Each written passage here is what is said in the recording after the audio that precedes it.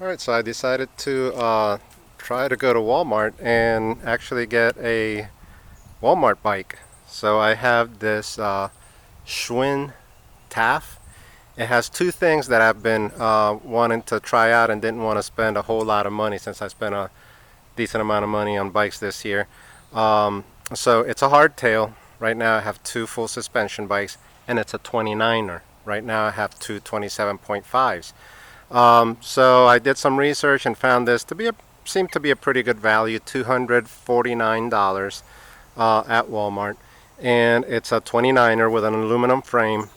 It has 3 speeds in the front and 8 speeds in the back, so 24 speed.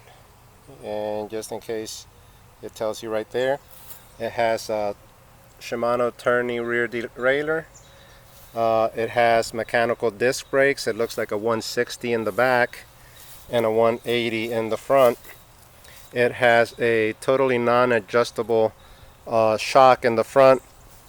Looks to be probably about 100 millimeters travel. No preload, no anything. Super big stanchions though. It has a threadless stem. These are steel bars. And it has some Schwinn rims with old style Schrader valves, and the ugliest hubs I have seen in my life.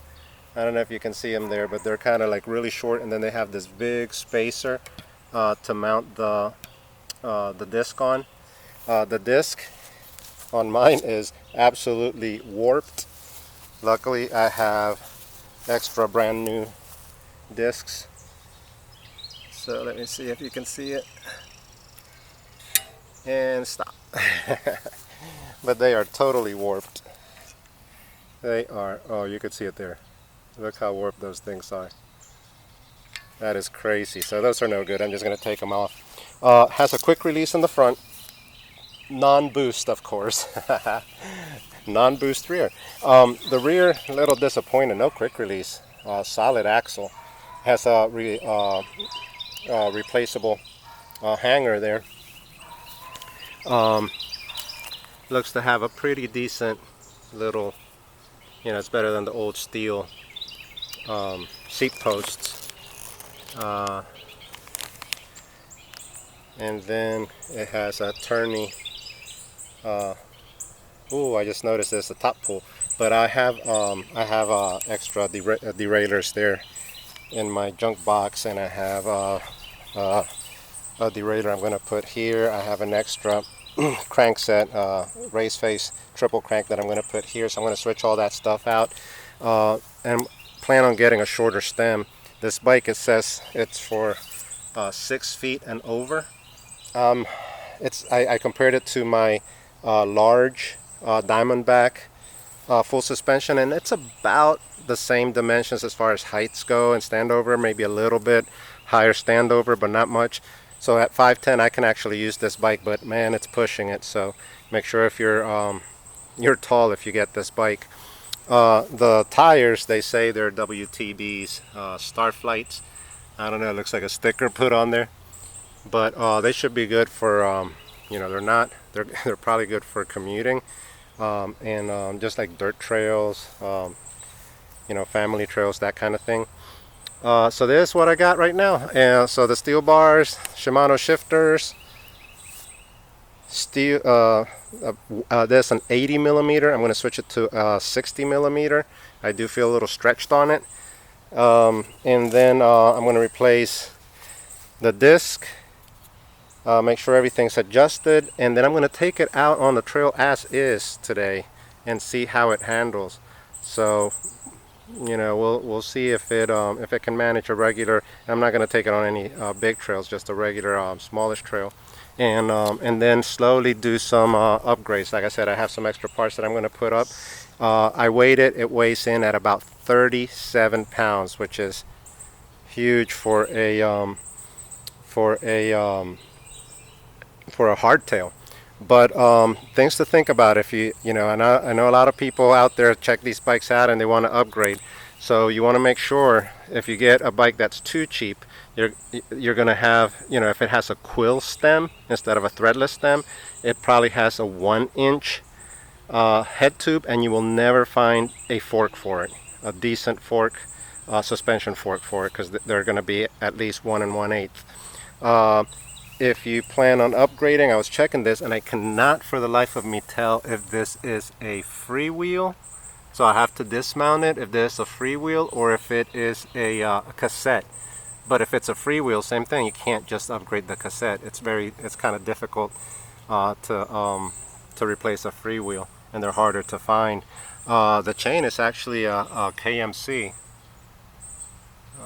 Probably can't focus that close up, but it's a KMC Narrow Z. So that's pretty good.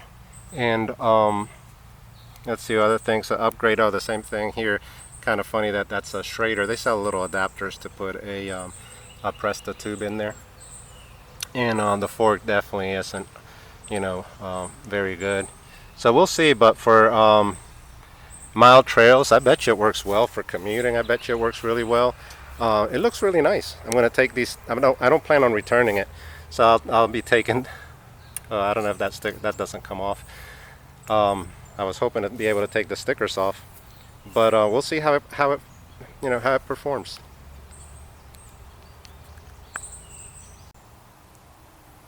One thing I forgot to mention is that right here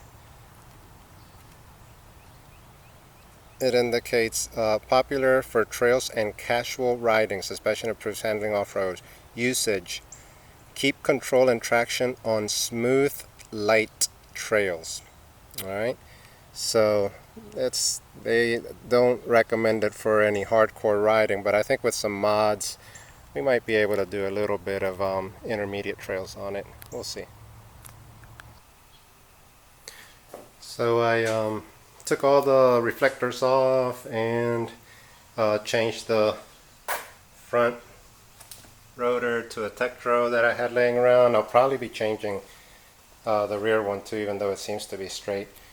So I rode it around for a few minutes, for a little while around the yard and stuff, and it rides pretty well. The fork is awful. It really shudders when it bounces back, not smooth at all, but it's pretty firm. At least it doesn't like bottom out, not riding anything harsh. And it shifts well right out of the box. The shifting's good. The brakes are downright scary, so I got to really adjust those. And then the other thing, before I take it out to the trail, I think I'm going to go ahead and change these cranks out. There is a crazy amount of resistance. That bottom bracket is really stiff, and that's going to really affect your pedaling efficiency. So I'm going to go ahead and put a new one in there, and I'm going to change this to an LX that I have laying around, so it doesn't have that cheap stamped steel looking thing there. But the bike, as far as looks goes, looks really nice. So I'll make those little changes and then report back.